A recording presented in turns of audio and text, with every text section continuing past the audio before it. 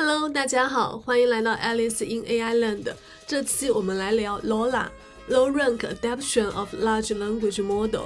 它是一种高效的对大语言模型进行参数微调的一种方式。主要用的方法呢是通过对低质矩阵的分解，从而实现存储和计算上的优化。可以在目标任务上实现对模型的压缩，同时不会显著牺牲模型的性能。这其实是一篇比较老的文章，2021年微软家发布的。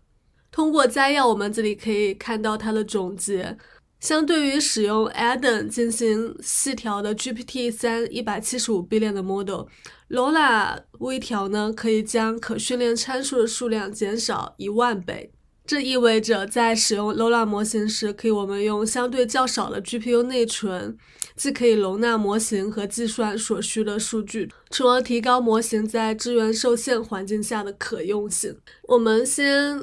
从 high level 上大概介绍一下，其实对模型进行微调，我们可以把它比喻成对大脑进行修复，或者大脑学习新的知识。比如说学习新的知识激活的是不同部位的大脑，虽然说我们的大脑作为一个整体，但其实它也有不同的侧重。比如说你可能学习音乐主要用的是右脑，学习数理化主要用的是左脑，当然中间肯定是有衔接的在那里，但它激活的是不同的区域，所以我们如果要调节它的性能或调节模型的权重的时候，不需要对整个进行微调，这样的话能节省时间。同样的思想也是可以运用到对模型进行微调的。Fine tuning 微调，它到底指的是个啥？其实这是一种非常常见的机器学习的技术。首先呢，通过预训练的神经网络向前传递数据 feed forward， 然后呢，根据反向传播 back propagation 得到权重，来更新网络的权重。其实这个非常像 stochastic gradient descent 的范畴，就是把新来的子任务再放入来改变老模型的权重。对于大语言模型 fine tune， 这不同的地方在于大语言模型它一般是有一个预先训练好的 foundation model， 接着呢将更新后的权重和原始权重合并，得到新的权重，然后再一直重复以上步骤，直到模型收敛达到你满意的效果为止。LoRa 这个 method 有个不一样的地方是，它自己是单独跟踪这部分被改变的权重，并不是每一步一个 batch 来了 stochastic gradient descent run 完了之后，马上就更改了已有的权重。这个下一部分会细讲。对整个模型进行微调的技术最大的问题在于它对 GPU 内存的消耗量是非常大的。当然对模型进行微调也有好多变种，比如说这张图这里显示的一个 VGG16 的网络框架，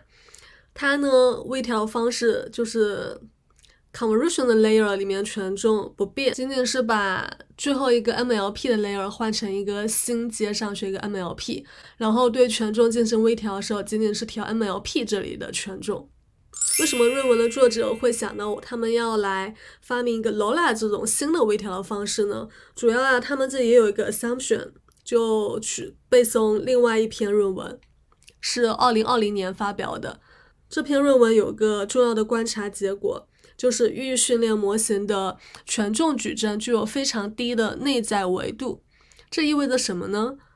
也就是这些矩阵中有很多冗余的信息，我们可以去除这些冗余的信息，而不会丧失太多的准确性。这其实好像和人脑也挺像的，据说我们也只使用了大脑中很小的一部分，而且活动功能也是分区域的。小脑动的时候呢，大脑歇着；该左脑动的时候呢，右脑歇着；该思考理智的时候，别被感性来。正是因为这些 foundation model 这种特性，因此呢，我们可以通过少量的维度来有效的表示这些权重矩阵，这样可以减少模型的复杂性和计算成本。正是因为受2020年那篇论文的启发，所以 LoRa 的研究者呢进一步假设，在模型微调的过程中，权重矩阵内在的质也是很低的。这里就会用到一个矩阵分解的技术 metric decomposition。将一个复杂的矩阵表示为多个简单矩阵的乘积的一种数学方法。这种方法呢，可以帮助我们更好的理解和处理原始的大矩阵，特别是像这些 foundation model 动不动就 billion 级别的。要看懂这篇文章呢，我们得补一个基础小知识，矩阵的质到底是啥？所谓矩阵的质 matrix rank 指的呢是矩阵线性独立的行或列的最大数量。比如说这个例子，第一行123，第二行369，你会发现第二行减去第一行的3倍，那么就全为0了。所以呢，对于这个矩阵，它的质就仅仅是1。下面这个就是一个解方程的啦。你发现方程之间相加减，最后只留下2个方程，那么它的矩阵的质仅仅为2。好了，了解了矩阵质是啥，现在我们可以来看一下 LOLA 这个方法到底是怎么运用的。它首先呀是冻结了原始 foundation model 中的初始参数 W0 在这里一个 d by k 的，当然这图形中写的 d by d， 但 anyway 你可以假设 d 是一个非常大的数在那里。接着呢，添加一些额外的权重，并对这些权重进行微调，就是这里的和 b 2个小矩阵。如果原始权重是 d by k 的 ，a 的话它是一个 d by r dimension 的， b 的话是 d by r，a 的话呢就是 r by k。接着呢，你后面 b 乘 a 的话就又变成了 b 乘 a 的话，你后面又变成了 d by k 的一个矩阵，就 d by r 乘以 r by k 等于 d by k。这个 r 呢就矩阵的质，它是一个非常小的。你后期看论文结果对比，你会发现 r 小到等于4啊，甚至1的时候，它都效果特别好。如果你这个 W0 的话是个是个一个 million by 一个 million 的，那么它等于一个 billion， 有那么多参数需要调。如果你把它变成一个r 质等于4的话，那么A 的矩阵的话，假如是一个 million by 4乘一个4 by 一个 million， 仅仅只需要调8个 million 的参数，而不是调一个 billion 的参数。当然这 r 还可以后期往下降。所以啊，它是通过这种方式可以来调整有多少可训练的参数， r 越小呢，参数就越少在那里。它这个思路啊，其实也非常 make sense。好比我们学习一个新的知识的时候，先把老的经验放一边，不带成见的学，这也跟有一些招人的大厂特别喜欢招刚毕业的道理一样，一张白纸好教嘛。当然也有扶不上墙的白纸啦。通过这种低质矩阵分解的方法呢，我们可以节省大量的存储空间和计算资源，同时呢可以提高后期训练速度。就你 backpropagation 的时候，你那个原始 W0 freeze 了之后，你其实要更新的也就是b 乘 a， 那里面参数就少很多了。a 矩阵初始化就是 Gaussian normalized 的 number， b 的话一开始为0，后面呢通过 backpropagation 把 b 和 a 一起 update。同时这个微调的方式呢，可以避免灾难性遗忘的问题，就是一般指当模型过度微调时，模型会忘记最初训练的数据。但是因为我们 W0 已经 freeze 了，所以可以避免这种情况，并且啊，在只有少量数据的情况下，也能实现良好的微调。我们这里可以总结一下，通过 LOLA 这种微调的方式，它能带来哪些好处呢？有什么优缺点呢？首先呀 ，low rank decomposition 就是低质分解的过程，可以在更少内存情况下高效微调大模型。模型的权重更新呢，可以表示为2个很小的矩阵，而不是调整整个权重矩阵。这样呢，可以极大的减少可训练参数的数量，微调过程也非常高效。第二个优势呢，就在做 inference 的时候，只要我们提前将权重合并到预训练好的权重 W0 上，这样其实能实现几乎为0的推断延迟。另外一个重要的优势呢，就是它灵活性和可插播性。我们在推论的时候呀，是可以灵活的进行模型选择。想象一下，你如果有一个基础模型，然后呢，你用这个模型学习了6种不同的任务，一个学习的是怎么 be 一个 lawyer， 第二个学习怎么 be 一个 economist， 然后呢，你需要在这些任务之间进行切换，你只需要替换这个 adapter 的小部分的权重就行。你都不需要同时把这6个大模型全部load进你的 memory，在你需要哪个上场的时候，你把它换一下就好。不过这种情况，如果因为你没有提前把这两个权重合并在一起，它还是会导致一点点计算上的延迟。如果你对这个 latency 没有特别高要求的话，还是可行的。在他这篇论文中，其实也做了一个对比学习，就是对一个 foundation model， 它有这么多不同的权重，我们应该对哪一部分进行这个update 呢？首先呀，他这里强调了一点，就是他这种方法特别适合基于 transformer 的模型，当然也可以运用到所有其他的 neural network based 的模型。但它这里主要对比的是用注意力权重矩阵的低质特性实现的存储和计算上的显著优化，并且呢，这种方法可以提高大型语言模型的效率和可扩展性，提供了新的思路。所以啊，它这里着重探讨的是对于权重矩阵，就那个 attention。可以回顾我们上期就那 attention 它里面有哪些权重矩阵。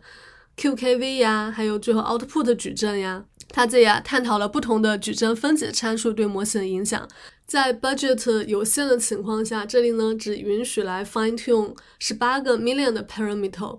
于是呢，它有选择权重 rank 质等于4 rank r 等于4或8。如果等于8的话，你可能只能微调其中一个 q 啊，或者 k 或者 v。当你允许rank 为4的话，那么你可以微调2个 q 和 k。当你为2的时候，可以微调4个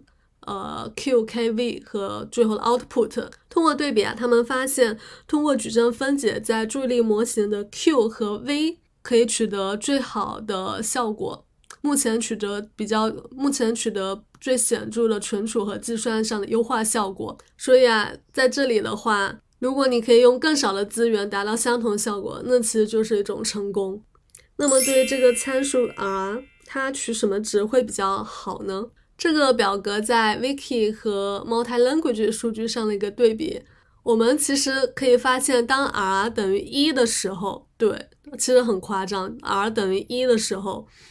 它已经取得了非常好的效果。这里也可以看到，对于非常小的参数 r 的话，它也主要是在attention WQ 和 WV 上，它效果是优于如果仅仅是对一个 WQ 进行矩阵分解的。同时呢，随着 r 一直往上增，如果你 r 一直增到最大等于 d 的话，那么其实就和你原始 full fine tune 是一样的规模了，在那并没有看到显著的模型性能上的提升。所以他这也说这也从本质上能反映模型的矩阵是一个低质的。在这其实我当时在这里看到当 r 等于1的时候效果就这么好，有一点点细思极恐，因为对于防范 AI risk 中有提过一条就控制算力，但现在有了各种微调技术，我觉得这个也不好使了。而且现在模型的研究方向呀，就倾向于越做越小。也有提出了一些思路，像反规模讲 inverse scaling price， 就规模越大的模型，我们给它 penalize turn 越大在那里。有空可以给大家到时候再来一期各大模型在 leaderboard 上角逐情况，那真的叫一个精彩。By the way， 就这周有一个叫 Orca 就杀人鲸的一个模型已经冲出重围了，算是一匹黑马，都目前还没有上 leaderboard。不过我看了之后，我觉得如果我是 investor 的话，不会投上亿美金去 OpenAI 了。一些小的 startup 现在势头很猛，在建这些foundation model 上。接着呢，他把各种对模型进行微调的方法和这个 LoLA 进行了一通对比。第一个fine tune 就主要一般是指 fully fine tune， 就是对模型中的每个权重我们都做 backpropagation 来 update 它。Bias only 和它这个主要是调整模型中的偏置参数 bias 和到位参数，就floating point 可能变成4啊，变成2呀，这些在这。Prefix embedding tuning 是对嵌入技术的一种微调，它主要专注于调整预训练模型中的前缀嵌入层的参数。Prefix layer tuning 它这里主要是来调整前缀层的参数。Adapter tuning 它这也没有动里面已经算好的原始矩阵 W0 在这，只是通过呢添加一些额外的适配层，多加一些 layer，